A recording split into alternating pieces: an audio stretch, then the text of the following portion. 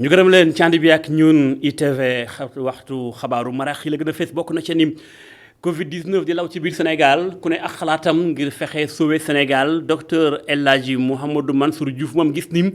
jot na ñu impliqué soldats yi ci xeex bi maanaam dugal leen ci biir xeex bi ci wàllum Covid gi. samp ay hôpital militaire ci gox yu bari ci biir réew mi yokk communication bi daañu ko dégg ci biir xabaar yi ndax jokkoo naa ak ITV dañ ci bokk itam jukki xabaaru marax yi dina bokk ci faram-fàcce gi lu jëm ci mbirum test yi Covid bi jàpp leen ni fi ñu toll nii tembe mi ngi wéy di law ci Sénégal léegi pharmaciens yi ña ngi koy def ci biir yenn pharmacie ci biir Ndakaaru su reporter def na doxantu xool waaye faw da nga génn ay koppar lu néew daañu ci ñëw tamit ci biir xabaar yi na mu gën a yaatoo. doon ci bokk itam leneen soxal xibaar lu jëm ci li nga xam moo soxal mbirum sport ak la ca aju daañu ci ñëw waaye itam lii di article de la semaine dañu leen xamle tey jii ak permanence bu PDS ba ca Colobane yàgg na lool ba ñu bari xamuñu ko dañ ci ñëw ndax am na benn quotidien bu ci indi xën mu yaatum El Hadji Malick Cissé moo ñu koy jukkil ndax ma nga màgget ba ràpp donte nekk na patrimoine ci Sénégal gi leen li buñ ci booleen ponk nit ki ñu song faram-fàcce gi.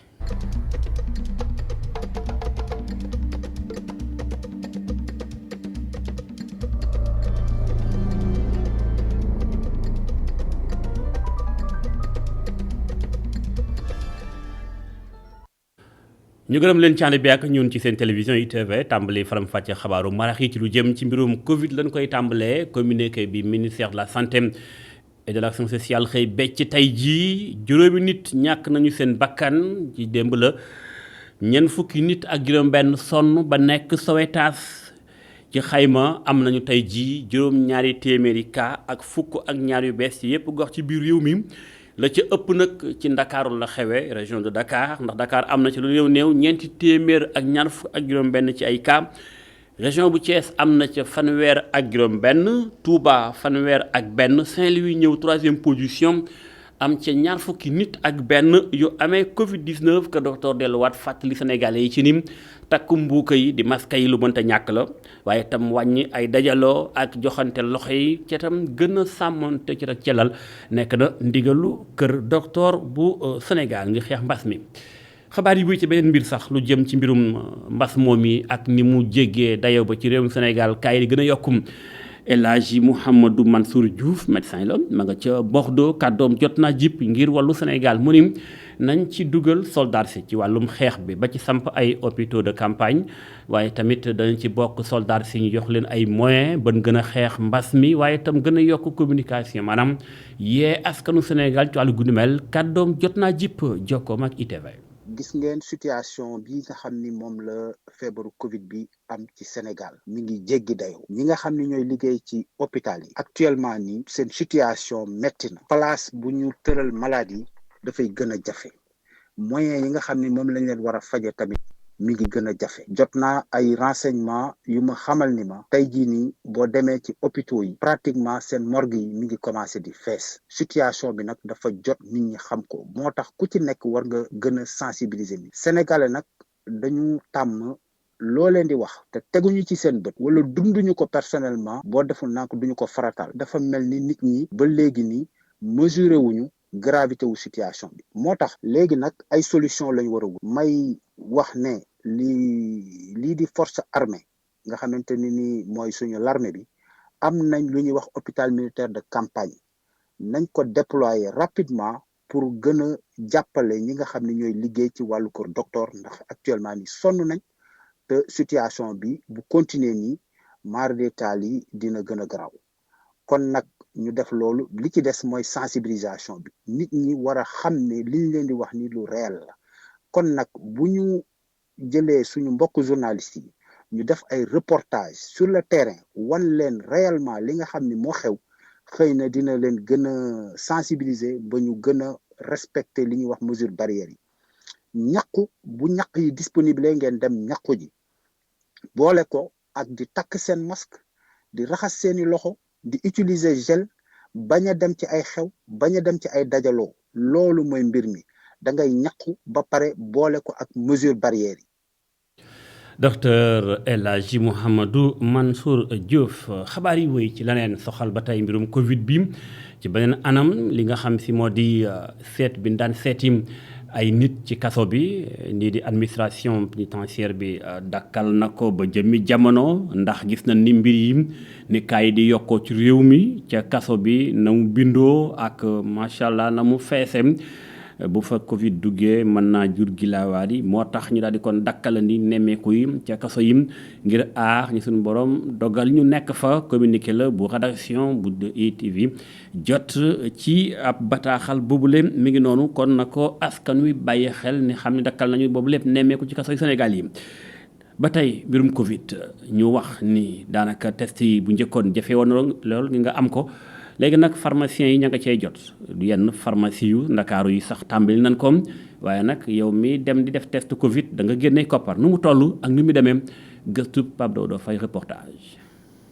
pharmacie El Mansour ma ngay wéy di def ay test Covid nekk fii ci ñaari voies Grand Dakar yi lee bile pharmacie ma ngay dalal nit ñi bés bu yàlla sàkk bile test moom du yàgg dara ndax juróomi minute rek lay jël. pharmacie bi dañuy def test Covid. bi affaire bi commencé xaw a kii lañ ko commencé oui test bi nag yàggul 5 minutes rek lay jël boo fayee 11 920 ñu defal la ko dans 5 minutes génne la résultat bi. am na ñu ko xam parce que am na ñoo xamante ne dañuy jaar pharmacie parce que par exemple boo amee quelques signes sa yaram nga jaar laajte ndax kii bi ndax fii dañuy def test waa après boo amee renseignement bu kii. bu leer nga toog def. bu ñu sukkandikoo ci Marie-Hélène Dione faw nga joxe ñaari junni ak ñeenti téeméer pour mën a def bile test booy patient yi fay ñëw nag mooy ñi nga xam ne dañoo sentir mandargal feebar bile. ñun li ñu jot a def ay test négatif la amaguñu benn test kii positif waaw. dañ koy orienté mu dem hôpital mu mën a jël traitement am. la ko soriwul dara ci comptoir am Ernest Ndiaye mi ngi ci registre am mi ngay kañ bu baax def ñu test yi lee bu ñu sukkandikoo ci moom bu dee dañ la testé nga amee bile jàngoro dañ lay yebal ci centre de traitement bi gën a jege. suñ la defalee test nga positif dañ lay jox orientation nga dem vers les centres de santé amuñu centre partenaire mais bon bi ñu gën a jege c'est à Gaspard. balaa boobee coronavirus ma ngay wéy di law ci jamono bi nga xam ne test yi ci lañ ko gën a soxla. waaye ci noonee respecter mesures barrières yi rek moo fi képp pour mën a muccal nit ñi. Pape Daouda Faye jaajëf ba tey mbirum Covid Sénégal wax ci mbirum mbuuka yi takkum masque yi delluwaat na takkar naa sa ginnaaw bataaxal bi génn delluwaat fàttali askanu Sénégal ci ni mënta ñàkk léegi liggéeyukaay moo xam état public wala privé lu mu ci mën doon oto yi bu ko see ëpp kenn takkum mbuuka dafa nekk faratam. moo tax it njëgu masque yi tàmbaliwaat na di yokku nekkoon na ci juróomi dërëm fukki dërëm waaye léegi àggal na ci ñaar fukki dërëm gëstu la boo xamante ni dañ ciy ànd ak maam Seyna bu Babou. 16h ci mbedd yi Dakar waaye ku nekk di doxi say soxla bërëb bii nga xamante ne dafay fees ak ay nit lu ci ëpp tey nag xaw na sedd loolu ci samedi bii digle waa Kër Docteur jafe na fii pour ñu respecter ko ñoo ngi fii ci Colobane di marché yi ñuy gën di fréquenter fii ci Dakar.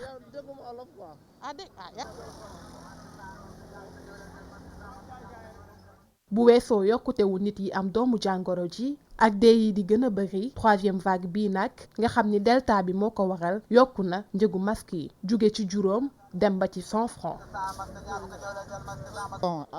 lu jaar yoon la ndax bu njëkk nit ñi bëri daawuñ takk masque tànn sax loolu sax moo taxoon mu wàcc ba daan jar fukki dërëm wala juróom waaye léegi dañoo tàmbaliwaat di ko takk ndax jàngoro ji léegi mën nañ ko jaayee ba 100 francs. maintenant action on vend 100 francs 100 francs. ci gis-gisu élage yokkutewu masque yi nag ci yokkutewu xiwu carton masque bi la jógee ñoo ngi leen ko doon jaay ñaar téeméer léegi nag dem na ba ci juróomi téeméer. dañu dégg ñu ni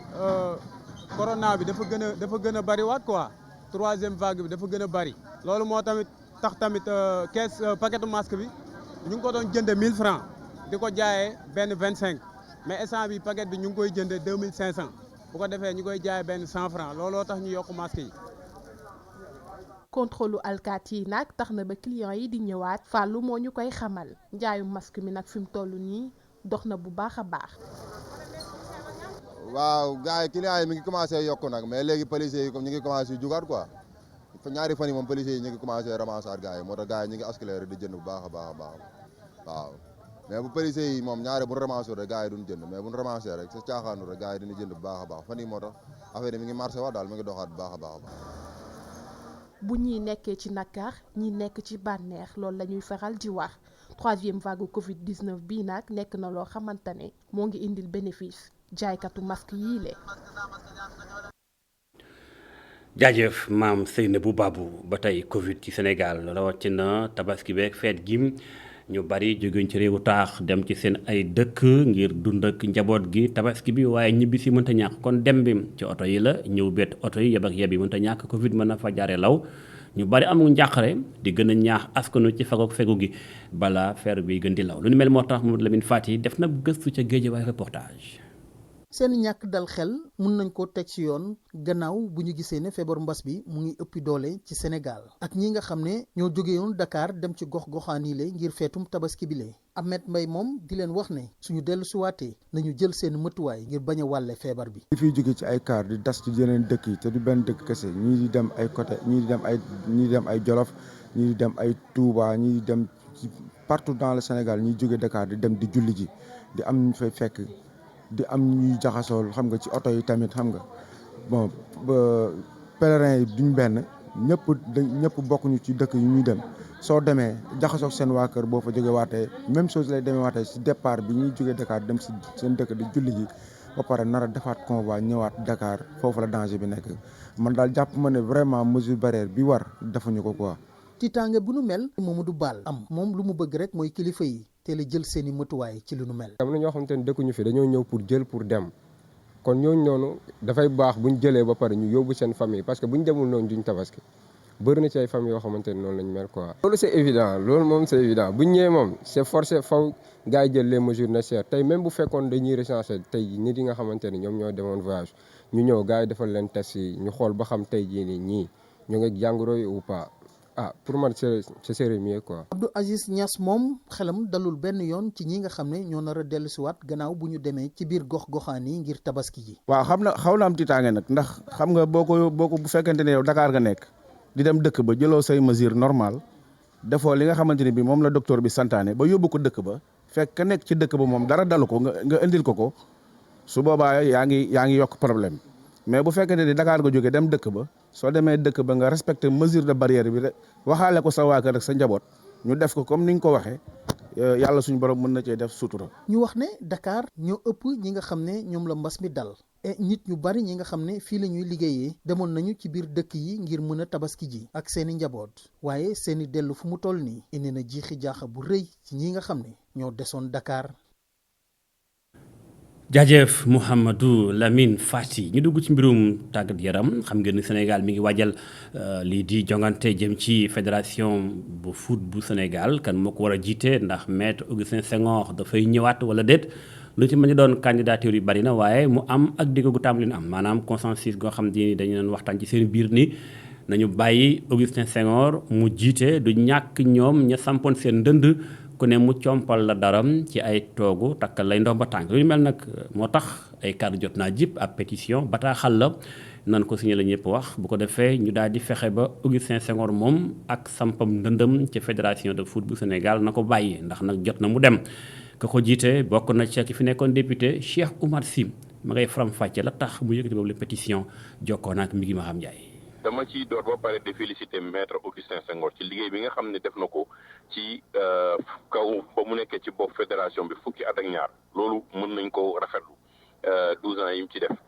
wante tey dañoo toll foo xam ne moom ba muy commencé deuxième mandat dafa ñaan taxaw nee ne moom deuxième et dernier mandat lay def ba mu pare mu ñëw presque sukk ñaanaat encore nañ ko may troisième mandat bi mooy dernier mandat ñu may ko tey ñu war a dem ci beneen renouvellement. moom léegi waxatul sax nañu dem ci ay instances pour voter démocratiquement mais trouver un consensus autour de sa candidature loolu nag dafa xaw a doy waar te jéggi dayoo li ñu ñaan tey te moom bett nañu trop ba ma gisee ay ñoom Saër Seck ak ñeneen posé seen candidature rafetlu naa ko ma ne au moins dinañu am loo xam ne tey changement démocratique la ñu continuer liggéey bi mais tey bëgg a forcer benn consensus boo xam ne tey sénégalais xamuñu lan moo ne ci ginnaawam lan moo fa wundu parce que xam nañ ne tey ne fédération bi lu muy générer ci xaalis dafa bëri. dañu war a toog tey ñoom itamit ni ñuy ŋàññee politique yi ñoom itamit ñu xoolaat seen bopp mënuñu toog di waxtaan ay waxtaan tout le temps mandat au président de la République alors que tey boo xoolee fédération de basket fédération de handball fédération yi fi nekk yëpp booleeg syndicat yëpp ña fa newoon depuis temps de Senghor ñoo fi nekk ba léegi il faut ñu bàyyi yéen mbir yi di renouveler wu normalement souffle bu bees ñëw moom mooy tax mbir yi di dem kanam mais bëgg ci toog par la force ñun tamit ñu ne leen li ñu gis nii rafetlu duñ ko et vraiment ñu ngi ñaan Augustin Senghor mu génn ci jàmm ak salaam mu ñu rafetlu génn waayam après keneen jël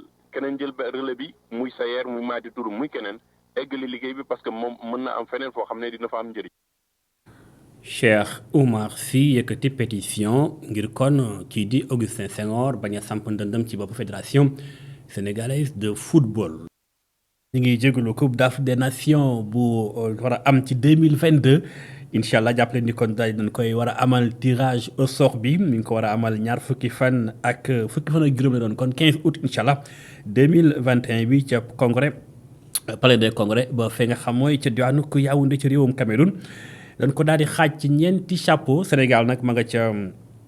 premier chapeau ba bokk ko ak Cameroun ak Sénégal bokk ca Algérie Nigéria Maroc Tunisie.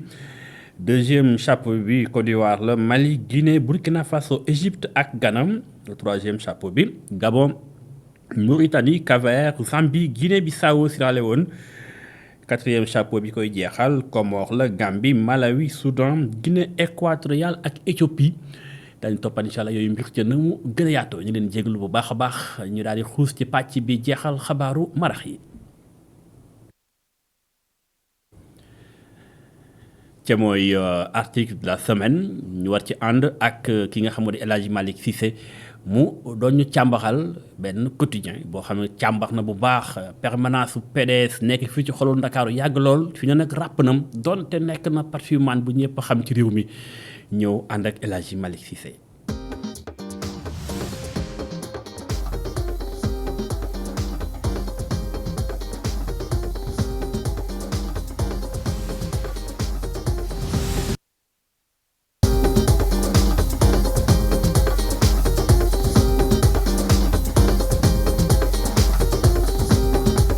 siège PDS ca Colobane nekkin bi doy na waar quotidien national Le Soleil def si gëstu bu yaa mu ñu luñ mënti wax rek mooy marqueuru soppi daanaka kenn xàmmetu ko fi. prétexte bi mooy dans le cadre du service politique au Soleil di indi chaque fois ay gis-gis yu bees daal di indi ay nouveautés di offrir lecteurs yi yeneen loo xam ne peut-être day du bokk ak politique politicienne xam nga moo tax ñu xalaat ci dans le cadre du service avec son patron Ali Diouf ñoo ci xalaat moom tamit mu proposé ma ko ne non boo ko defee dina intéressant après ci lañ décidé ne dem pour jeunes yi aussi am na jeunes yoo xam ne am nañ 30 ans sax te xamuñu woon ne permanence PDS bi foofu la nekkoon ñoom bu nekk VDN rek lañ xam quoi bu bees bi bu rafet bi quoi mais foofu noonu c'est intéressant ñu bëri xam ne foofu la lépp commencé daal nga xam ne première alternance politique du Sénégal foofu la commencé président Wade bu mu nekkee opposition foofu moo nekkoon permanence am même si nee nañ amoon na permanence bu nekk en ville quoi rue de Dené mais yàgguñ fa mais après lañ fa ñëw foofu daal la lépp commencé ba première alternance politique am en 2000. sama naataango bi xolam dafa jeex tàkk mu ni ndax bërëb bi bunt yi sax dañ ko tëj kenn xamul lu muy ñu doon. foofu la lépp commencé pour PDS. bi ñu nekkee ci opposition fa lañ doon réunion fa la maître Wade ñëpp xam nañ ni mu meloon ci opposition sénégalaise 26 ans d'opposition fa la doon defee ay réunion moom ak ses alliés de l'opposition mais aussi les militants du PDS xam nga syndicalistes yi jeunes yi travailleurs yi étudiants yi nee nañ ñëpp foofu lañ doon daje di peaufiner ay stratégie pour mën a faire face au régime socialiste quoi dans le cadre des combats voilà de la lutte démocratique quoi ba loolu moom bokk na foofu lañ jóge mën nañ ne ci permanence boobu lañ toggee première alternance politique du Sénégal quoi en 2000. ñi dëkkee ci wet bi di naqarlu bu baax a baax taxawaayu maire bi ak autorité yu PDS ndax dafa jàpp ni ñooñu leen nan nañ mën a seetaanee bërëb bi nga xamante ni taarix gu am solo la. riverain aussi loolu la ñu wax parce que ñoom nee nañ permanence boobu day constituer adresse ci ñoom quoi parce que ku leen bëgg a seet si wala kuy ñëw zone boobu ñoom dañ koy woo rek il suffit ñu ne ko boo ñëwee ci ancienne permanence PDS Dakar waaye xam nañ ko ak Sénégal yu bëri boo nee ancienne permanence PDS Colobane Fass da ngay mën a repérer wu sans problème quoi te aussi beneen raison bi mooy des fois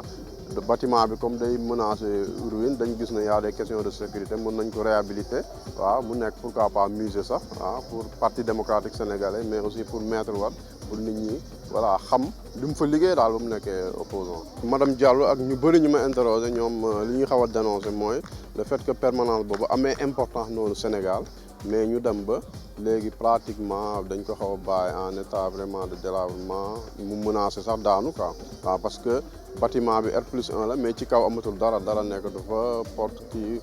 plafond bi explosé na daanu na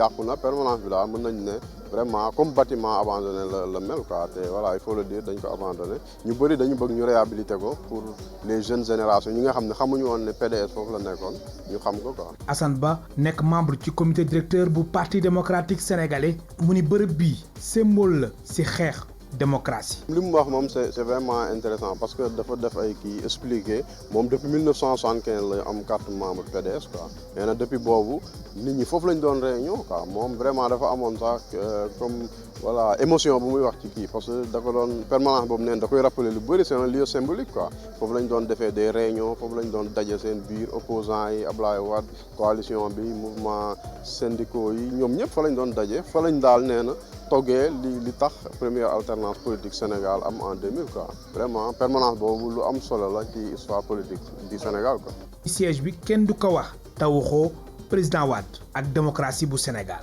moo tax dafa jot ñu defaraat ko ba mu mucc ay